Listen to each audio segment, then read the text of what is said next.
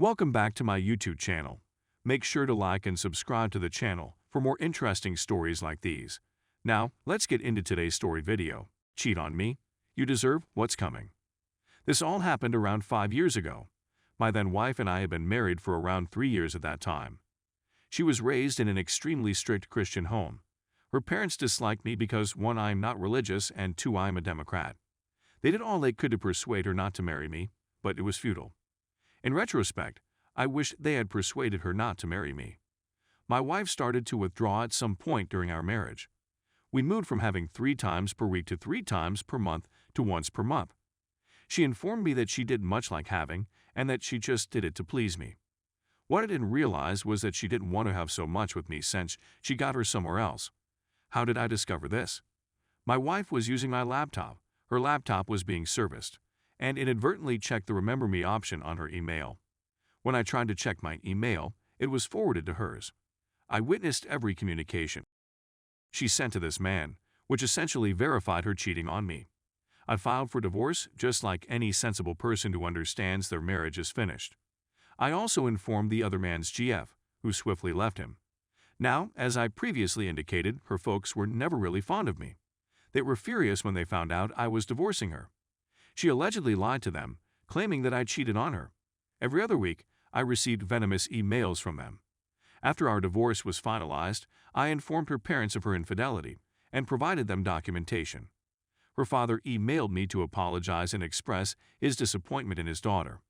I just had one response: you now have a better understanding of your daughter's personality. Please do not contact me again. Since then, none of them has contacted me. A year or so after our divorce, I get a lengthy email from my ex with the subject, "Thanks." I expected it to be some kind of thank you note, but it was far from that.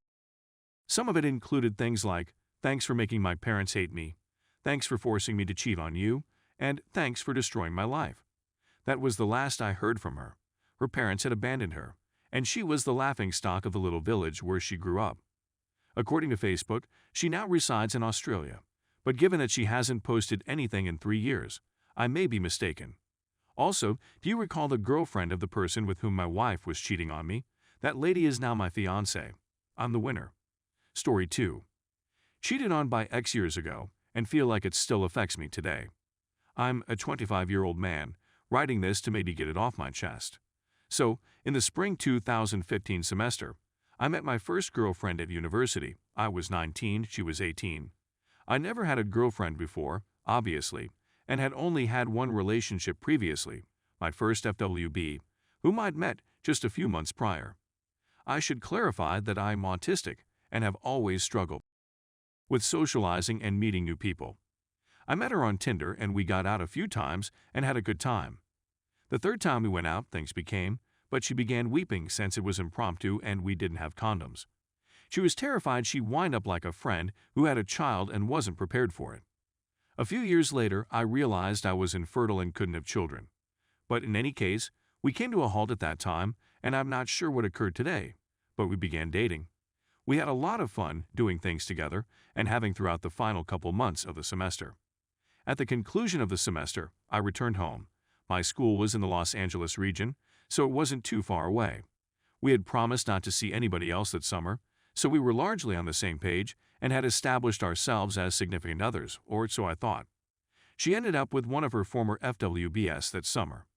We went together a few times throughout the summer, and that's when she began displaying some of her poisonous characteristics. As someone with autism who had limited experience with women, I was naive and assumed that this is how relationships operate. Back then, she would just withhold in order to get what she desired or to force a change in me. I was glad to be learning more social standards, and although I knew it wasn't the ideal method to learn, I liked her and didn't think much about it. I should also say that I was always jealous of how much more experience she had and that she experienced it in high school. The next semester, we returned to university, and more toxic circumstances emerged, which I was too ignorant to recognize as poisonous. Most of the arguments we had and other unpleasant events I was furious about I don't recall, since my mind has a defensive mechanism that filters my recollection of details for terrible things. I'll recall something that occurred and an emotion I had as a result of it, but I can't remember precisely what happened or sometimes anything at all. One thing I recall her doing is making fun of my size. I now know I have an above-average size, but I think she was accustomed to BBC. She was African American with some Asian and I'm Caucasian, and would make compliments on my size, particularly while soft. I'm a grower, not a shower.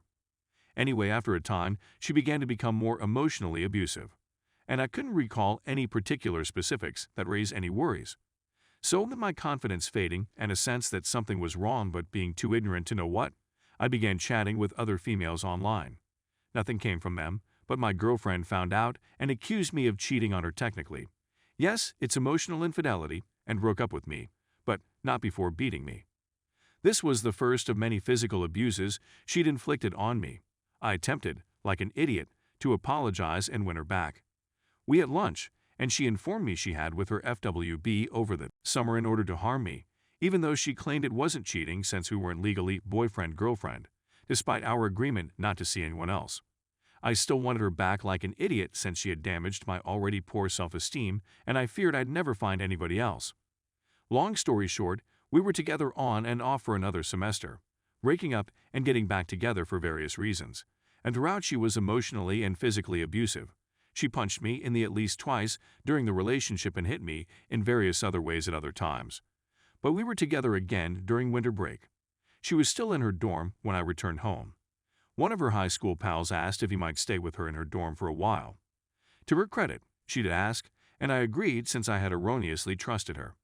Though that night I had a feeling something wasn't right because this guy had a reputation in high school for, I kid you not, taking out his giant and plopping it on other students' tables, and no one reported him, and he never got in trouble because they were like, oh, that's just his name, that's just how he is. I didn't understand how he never got in trouble, but my girlfriend had told me that previously. I FaceTimed her a few nights later and performed her favorite song on the piano. I didn't think much of it until she began weeping. But when I returned to university the next semester, she informed me that the night that man left, he essentially encouraged her to have with him by saying something like, I cheated on her before, so she may as well with him, or something along those lines. So she had with him, but then she felt bad and urged him to stop. Because of her remorse, she supposedly began weeping on FaceTime at that moment. As an idiot with my shattered self-esteem, I felt I'd never get anybody else and attempted to make it work. I ended things with her about a week afterwards. But I became lonely and let her back into my life for the last time. After a few months, I had had enough and told her in a dispute that I had cheated on her with someone else simply to hurt her. I hadn't, but in my mind it would be the end of the relationship forever, and we broke up for the last time. She then went on Twitter and said derogatory things about me, such as, if anybody wants someone with a little and is eager to be banged, take my ex, among other things. I didn't find out about it until later, and to her credit, she agreed that it was nasty and took it down when I told her it wasn't cool. I subsequently heard that when we split up, she immediately went to another man she met at work a few weeks previously, and they were Facebook official the following day. So she was most likely cheating again.